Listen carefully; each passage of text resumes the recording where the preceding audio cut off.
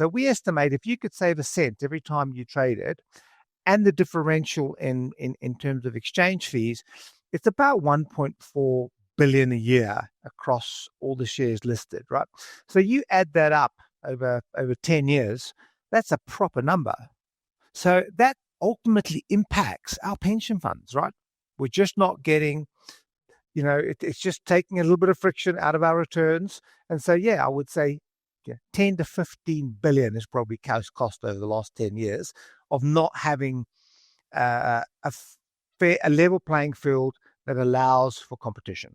Hello and welcome to the Biz News Briefing, where we take a deep dive into issues that affect the pockets of all South Africans.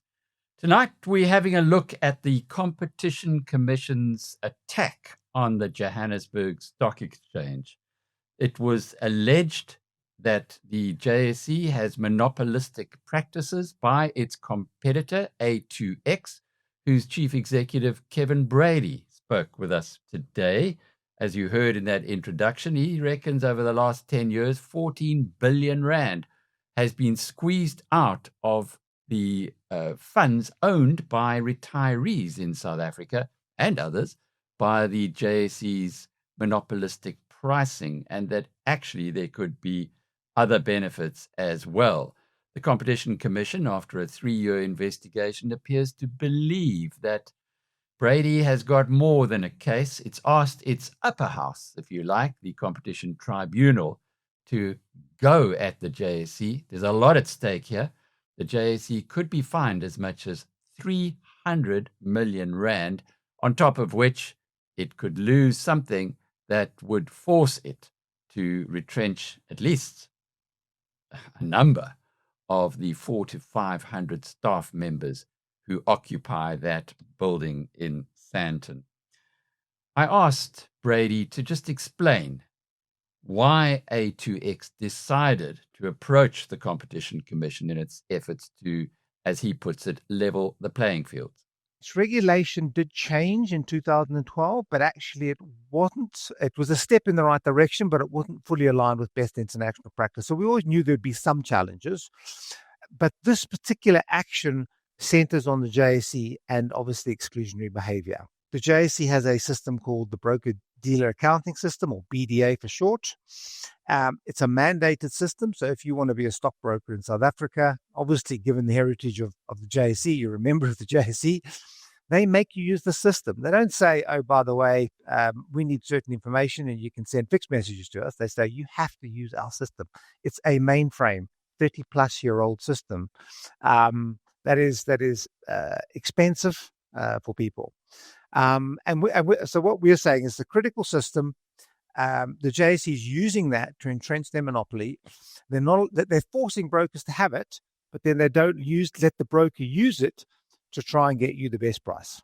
So what exactly does the Competition Commission, which is a state-owned body, what does it do before deciding to go on a very serious undertaking like this? In many ways, the JSE could decide to extend its advantages by fighting back in the courts. And that could be a multi-year and multi-million rand process.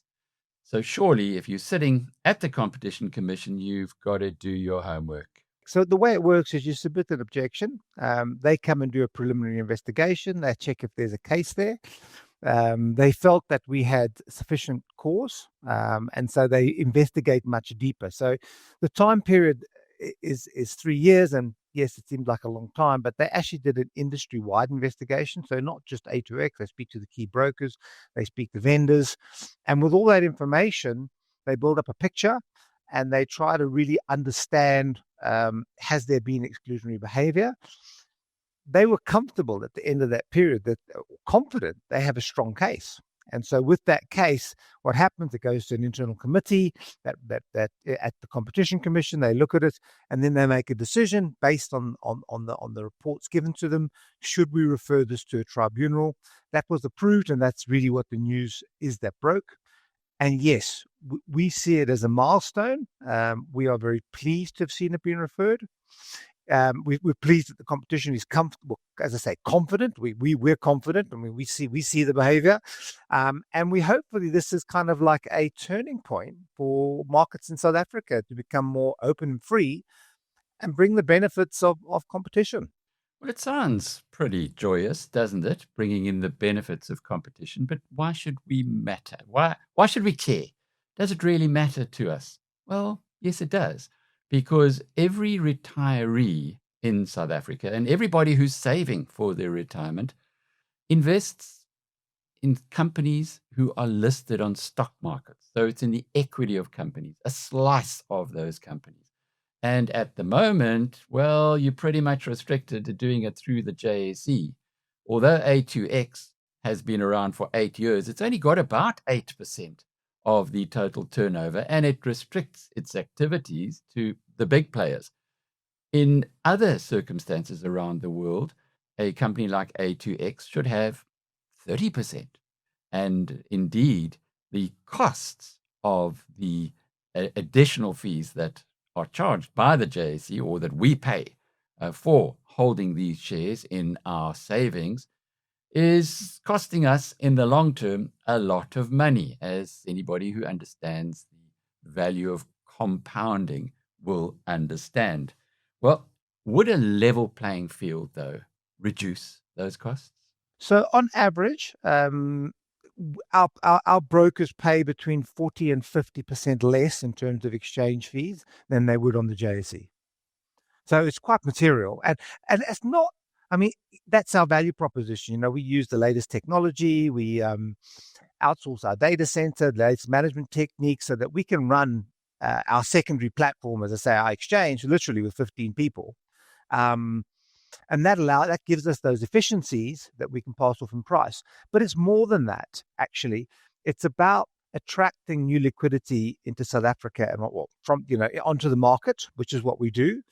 And obviously this type of competition starts narrowing spreads. So there are big secondary benefits, additional liquidity, often better price, so you can buy something better on us than the JSE, or sometimes it's the other way around. But the point is, you should have the choice. For its part, the JSE rejects that it is trying to protect any advantages, and certainly does not believe that it is continuing with a monopoly that was entrenched for more than 100 years and was supposed to change in 2012 when the regulations allowed other exchanges to be born.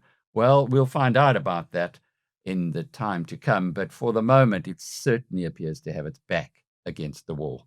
Overall behavior and how everything gets objected to and delayed and frustrated, I think also builds the bigger picture for the Competition Commission. And so, yeah, I think the case is really clear. What happens globally? There are lots of other stock markets. South Africa's pretty small in a global context. Do they have a system like the JSE imposes here? No. So this is absolutely unique in the world. There was a situation in Canada many years ago when they opened up a competition where they had what they call kind of like a critical piece of infrastructure from the National Exchange, and the regulator basically said that needs to be open access. But no, that's not. So in Europe, you can trade across 50 different venues. You choose your clearer. There's competition at the exchange level. There's competition at the clearing level. They don't mandate systems. So we are at least 15 to 17 years behind what happens internationally. And the fact that we are so far behind what is happening internationally, does that have an impact on some of the very well documented issues that South Africa's dealing with when it comes to listings, the number of delistings continuing to rise, the friction in the system, the costs, etc.? Yeah, so I think you've hit the nail on the head, right? So it comes down to the basic question: why is competition good? Right? Competition is good. It's good. It makes everybody better, right? It makes the JSE look at their pricing. It makes it look at them systems. It makes them more innovative, as it does us. And one of the strongest arguments in the world is that actually it's the fierce competitive nature of US markets, and particularly the two big ones, that has made them world leaders, because they're always striving. And we all know the problem with monopolies, right? There's just no pressure for them to develop and evolve at the same rate. They can price how they want to price. And as a result, South Africa is expensive. We are behind. Surely there's a better way to fix this, though. Has A2X really tried? And maybe with a new CEO being appointed at the JSE, perhaps they can go at this and get things sorted out without having to make more lawyers rich. If I look backwards, we've made numerous attempts to try and resolve these issues. And in fact, we made some breakthroughs back in 23. So there was sub movement, but not the full the kind of like the full Monty. But yes, we are hopeful that with Valdine stepping in, that she looks at this differently and that she is willing to engage and try and resolve. As I say, for us, it's just about creating a level playing field. Happy to engage with them around it and find solutions. Why are you hopeful, given that the baton has been passed on from Nikki Newton-King, who was clearly monopolistic in her views, to her successor, who, from what you've told us Leila, now, is not, she hasn't been giving any ground. So why do you think that the new lady in the chair will be any different? Look, I guess maybe, as you say, it is hope. We're hoping that now that it's in the public domain, that, board looks at it and says, is this really the right way forward for us as a business? Should we continue to try and obstruct, delay, and frustrate, or should we engage and try and work together with the other players to grow the market? We're obviously hoping it's the latter, but we'll find out in time. But the status quo has got a very strong group of antibodies the minute that you get any disruptor who wants to change things. There's a lot of money at stake here. There is a lot of money. Not just the fine that they could be subjected to, but if A2X were to take 30% of the trading, the JSE would have to probably lay off quite a lot of the people that it employs, and they employ a heck of a lot more than 15, as you do. So it's like 400 to 500. But look, they obviously cover a lot more income streams and they do a lot more assets than we do. Look, you're right. The challenge with monopolistic DNA is changing it. And generally, they don't change willingly. They are forced to change, and it's forced through regulation and competition. And so, yeah, I would guess you're probably right that we are hopeful that they open up engagement and look at the bigger picture. But there's a strong possibility they will, double down and fight it. The full interview, what we call the director's cut, can be found on biznews.com/briefing. We'll be back again tomorrow. Until then, cheerio.